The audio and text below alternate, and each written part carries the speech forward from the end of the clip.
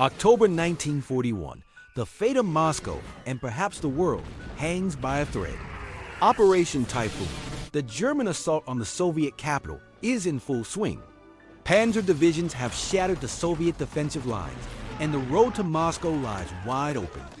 A massive gap, nearly 30 miles wide, has been torn in the front, and there are almost no regular army units left to plug it.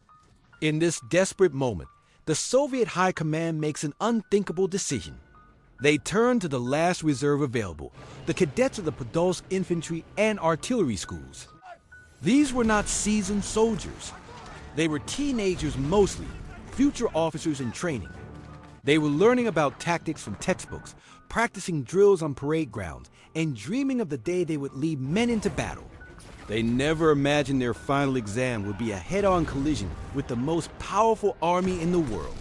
But the order came, and they answered the call. Pulled from their classrooms, armed with rifles, machine guns, and anti-tank guns, more than 3,500 cadets were rushed to the front line along the Ilyinsky defensive sector. Their mission was simple, yet seemingly impossible. Hold the line for 5 to 6 days until regular army reinforcements could arrive. Just a few days. But for these young men, it would be an eternity. They were to face elite German panzer and motorized infantry divisions, battle-hardened veterans of the Blitzkrieg that had conquered Europe. It was a clash of cadets against a war machine. Yet, what happened next would become one of the most heroic and tragic episodes of the Second World War. The cadets didn't just hold the line. They fought with a ferocity that stunned the German attackers. Using the well-prepared defensive positions of the Mozhaisk Line, they turned the battlefield into a fortress. The artillery cadets, some as young as 16, became masters of their guns. They engaged German tanks at point-blank range, their calculated shots echoing across the autumn fields.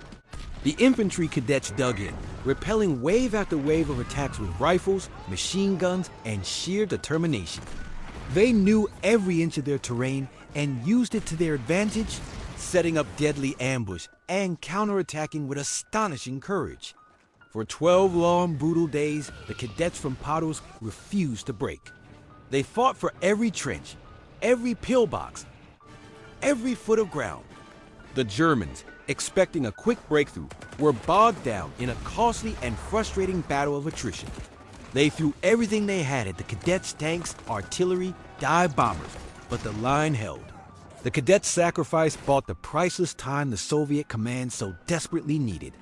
Fresh Siberian and Far Eastern divisions were rushed to the outskirts of Moscow, stabilizing the front and preparing the counteroffensive that would ultimately save the city. But the cost was immense. Of the more than 3,500 cadets who went into battle, the vast majority never returned. They gave their youth, their dreams, and their lives on the fields near the Ilyinsky River. Their stand is often compared to the 300 Spartans at Thermopylae, small force holding back a massive army at a critical pass. They were not just soldiers. They were a symbol of ultimate sacrifice and unwavering resolve in the face of impossible odds. Their actions directly contributed to halting the German advance just miles from the Kremlin. Today, the legacy of the Podolsk cadets lives on. They are remembered as heroes who, in Moscow's darkest hour, became an unbreakable shield. Their sacrifice was not in vain. It was the turning point that helped save a nation